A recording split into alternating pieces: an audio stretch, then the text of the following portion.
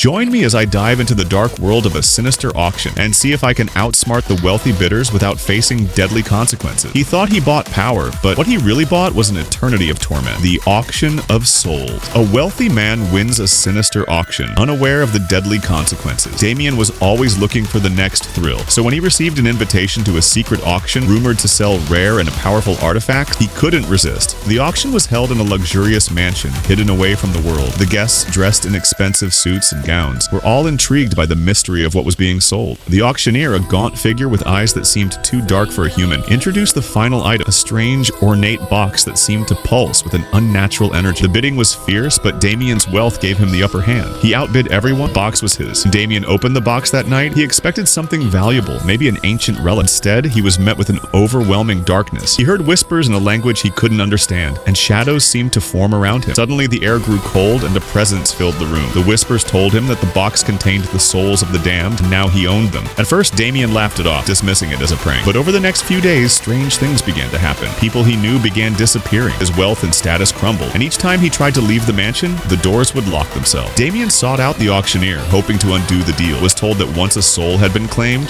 there was no going back. The only way to escape the curse was to offer another soul in exchange. Desperate, Damien made the ultimate sacrifice, his own soul. As his body was consumed by the darkness, Damien realized too late that the true price of power was far higher than he could have imagined.